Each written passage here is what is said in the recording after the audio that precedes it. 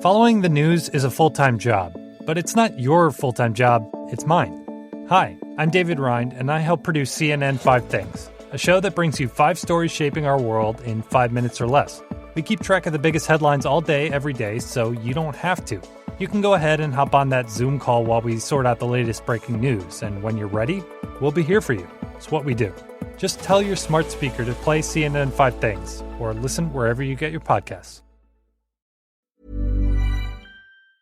For sports content from the biggest leagues and competitions across the world, look no further than Reuters Connect, Reuters' online news content platform. Reuters Connect makes finding the sports content you need easy, whether it's in-depth reporting from Reuters journalists or access to video highlights from around the world. Bring the world of sport directly to your workplace with Reuters Connect. For more information and a free trial, visit ReutersConnect.com. Welcome to Keeping Score. I'm Rick Horrow. Each week we bring you insights from the playmakers, deal makers, and rule makers in the world of sports. I'll give you my take on some of the items of the week using my 30 years of experience doing deals for teams, leagues, and players. Plus, we'll talk with a central figure in the sports world. The views expressed in this podcast are my own and do not represent the views of Reuters. Let's get started. Sports professor Rick Horrow inside the $1.3 trillion business of sports. And it only gets bigger, especially before and after the holidays, when everybody takes stock in fiscal responsibility for post-COVID 2021 and moving to the next level, hopefully, for 2022. In this spirit, let's look at the deals of the week, 3-1. FanDuel and Pat McAfee come to terms on an extension worth about $30 million annually. Everyone's favorite punter-turned-analyst sports personality sticking with FanDuel for the long haul. Both have clearly benefited from their partnership up to the moment. McAfee, one of the most watched and beloved figures in sports journalism broadcasting. The Atlantic reported on Twitter, citing industry sources, the deal's worth about $30 million annually and good for 3 years, with an option for a fourth. The deal means FanDuel will continue to be the official sportsbook partner of McAfee, Inc. and The McAfee Show. His show, running live on YouTube weekly from noon to 3, will also get a new look. Indianapolis-based studio gets a makeover. FanDuel getting naming rights for its new set as well. Deal-making issue number 3. UFC awards were given out this past weekend, headlined by Usman taking home the best male MMA fighter. Herb Dean, referee of the year. Others like female and executive, etc. But Usman's 2021 was a dominant year as he defended his belt 3 times. Is now many people's undisputed pound-for-pound best fighter. Bottom line is MMA is mainstream more now than ever before. Finally, deal-making issue number 1. Navy defeats Army in a big upset. They call it an upset, but who knows between these two. The game was no different as the festivities included a tribute featuring an American flag memorial meant to commemorate 7,000 fallen U.S. service members. The game marked the 20th anniversary of 9/11, shaped the lives of countless service members, including those who played ball at the 2 academies. It was also the first game since the U.S. withdrew from Afghanistan in August, affecting a large part of the war on terror. Bottom line is this is not just sport, but this is life. And what a great segue to see our interview and feature this week. Napoleon McCallum, born in Jefferson City, Missouri, rose to reject Syracuse, Tennessee, and NC State offers. Why? He wanted to play at Navy. He'll explain why in the interview. The bottom line is he was 2-time All-American, finished 6th in the Heisman voting in 83 and 7th in 85. He was inducted in the College Football Hall of Fame in 2003, but then he continued to graduate with a computer science degree in 85 and drafted by the Raiders in 86. The Navy assigned him to Long Beach, California, because as a supply officer, he could split duty between the Navy and the Raiders. Turns out between Marcus Allen and the Raiders and the Navy. And then the next year, he was assigned to the Indian Ocean, ending his career until he comes back in 93. What a great tribute to a man who I caught up with at a celebration at the Forgotten Soldiers Outreach Unified Dreams Wounded Veterans Honor at the Rooney Palm Beach Kennel Club on Pearl Harbor Day. Great speaker, and also talking about Army, Navy, and the transition and the dual obligations with both. I give you, with honor, Napoleon McCallum. So you pass up Syracuse, Tennessee, and North Carolina State and others to go to the Navy. You tell an interesting story as to why. Why don't you tell it? Oh, well, I decided to go to the Naval Academy because I wanted to be an astronaut. That was my big dream. That's why my grades improved. And from third grade on, I went from CDs to A's, B's because I wanted to be an astronaut. And back then they had the encyclopedia, and you couldn't Google up things. But when you went through the encyclopedia and you wanted to find out where did most of the astronauts go to school at, most of them went to actually Michigan, and the second best place was the Naval Academy. Which is a very interesting perspective. Michigan's having a pretty good football year, but that's an entirely different story. Yeah. So the bottom line of all of this is college football. We ended with that today, but we're doing this interview 4 days before the Army-Navy game. We'll air it a few days after.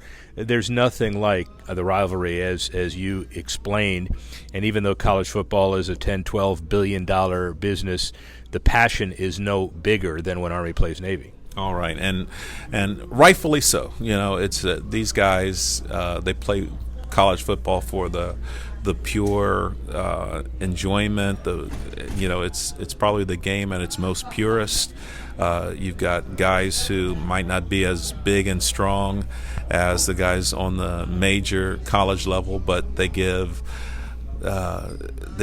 more because they've got bigger hearts, and they go out there and they go on that battlefield we call a football field, and they play their hearts out. And for the seniors, it's probably the last time that they'll play football.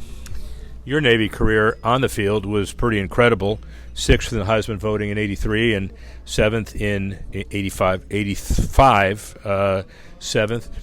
At that point, as you graduated, any thought about going right to whoever drafted you, or did you understand that service was an obligation or something that you thought you might be able to negotiate around in the right way? Right.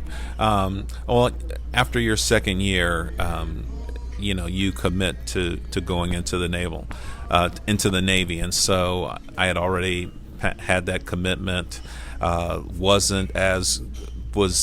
on the road to being great, but wasn't there yet. So, my dream was still to be a naval officer.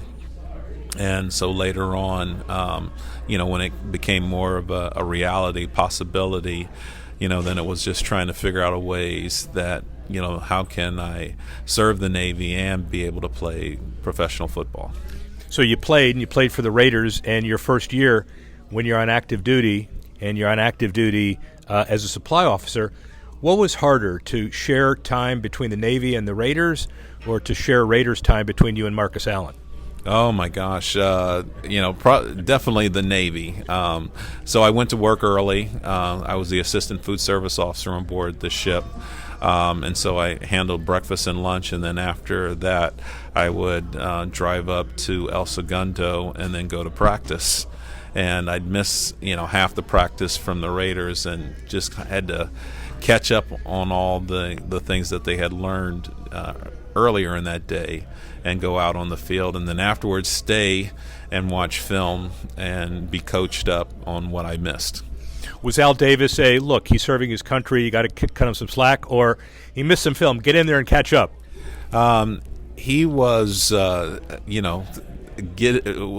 were trying to make it happen, and he was trying to make it happen too. I think he realizes talent, and he was trying to work any which way he could to make it happen. So obviously the footsteps of a naval career than the NFL Staubach graduates 64-65, but doesn't play until 69 when the Cowboys drafted him, but he served his obligation. You've got guys like Malcolm Perry today, Alejandro Villanueva on the Army side. How hard is it really to make it in the NFL when you have this service obligation you're juggling as well? Yeah. It's very tough. When I was doing it, not a lot of players had gotten that opportunity. And so, and because of my recognition, it was kind of hard to hide the fact that I was playing in the NFL. The people who are playing now don't draw as much attention, and there's more of them that are actually making it and doing it.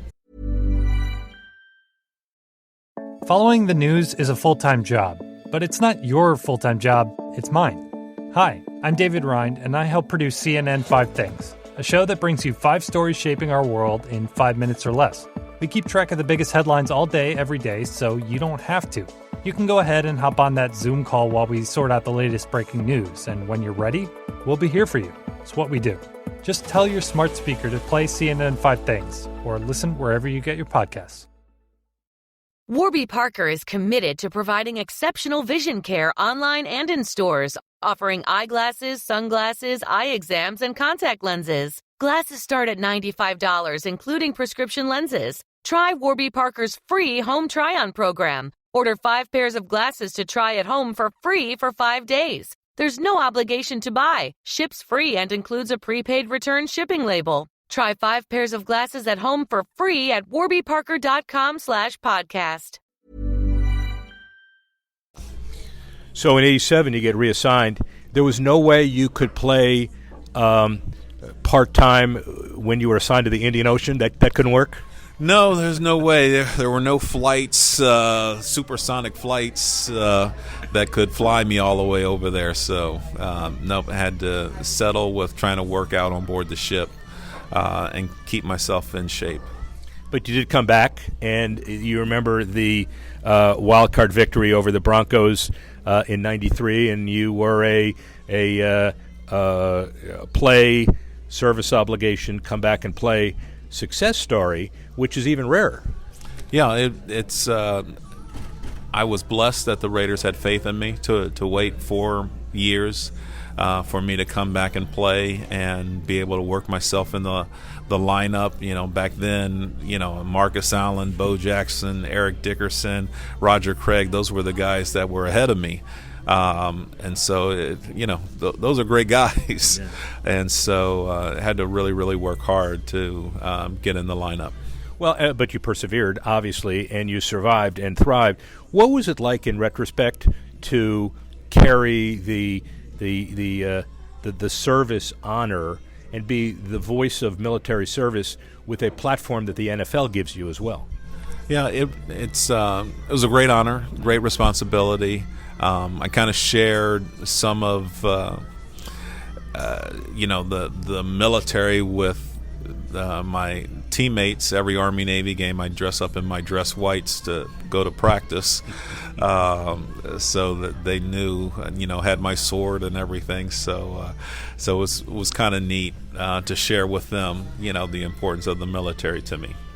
Well, and today, when you look at some of the philanthropic causes that were talked about here, the Unified Dreams and Forgotten Soldiers Outreach and the Wounded Veterans Relief Fund, there are a lot of those organizations, many local, many national, but they all focus on giving back and they all focus on honoring service and commitment. What's your general approach to all of that? I assume it's a very important part of your life. Yeah, it's really important. I don't have any specific organization that I work with, but I try to help all the organizations because they all work in an aspect that is very, very important for current military people and veterans military people. And so if I can lend my name, help out in different ways, I try to do things like that. The beauty of this interview is this is Pearl Harbor Day.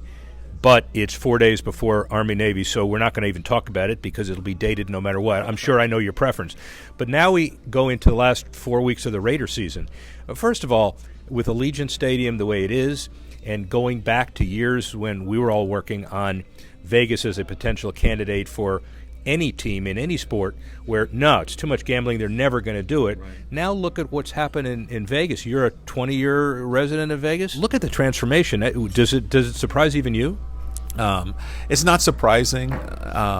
It is what I would say just neat how it's become like a sports town. It was traditionally entertainment, gambling first, then it's entertainment capital, and now we might be even a sports capital because there's a possibility that the Oakland A's might come to Vegas also. So we've got basketball, we have women's basketball, we've got hockey, a minor league hockey team, minor league baseball team, now a professional football team, and I just want to say that, like, the Raiders are doing a fantastic job in the community and their outreach. They've actually paid for every high school to have a AstroTurf football field and track that they can call their own. So they're doing a great job in the Las Vegas community.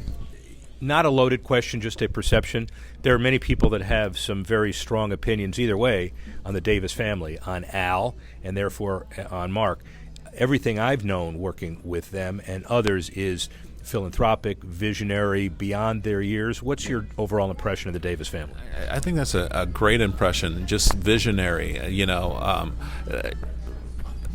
Al had the desire to win, okay, and so it didn't matter who could help him win, with diversity and the coaching staff and the front office, all that, just the drive to win and work with people, and also in the community. Like I said, Mark Davis has done a fantastic job with the Las Vegas community and being a part of it, and only 2 years there. Final thing is the transition from football to life. You blew out your knee. Probably the wrong words. Blew out is it doesn't describe what happened to you, right? And so you were left with, as you said today, thinking about going from where am I going to play next to losing a leg, potentially, and then you turn into a successful businessman. How did you draw your strength? What were the kind of biggest takeaways from that?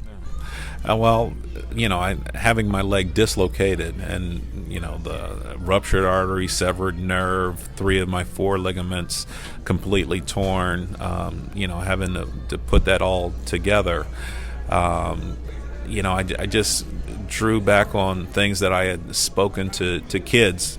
And I talked to them about, not putting all your eggs in one basket, get a great education so that you can fall back on it. And so that's what I did. I fell back on my education. It was time to stop crying, and get on with life. And, sometimes God closes a door to open up the door. And so there's been a lot of things that have happened in my life that have helped me to be more impactful in this great world that God created. Great world that God created and opens more doors than closes. He's the Director of Community Development for the Vegas Sands Corporation. Told he's got 4 wonderful daughters. And now we have the Raiders moving to his hometown for his convenience. And we've got the Super Bowl and Final Fours and a whole bunch of stuff coming to Vegas over time because of Allegiant and otherwise.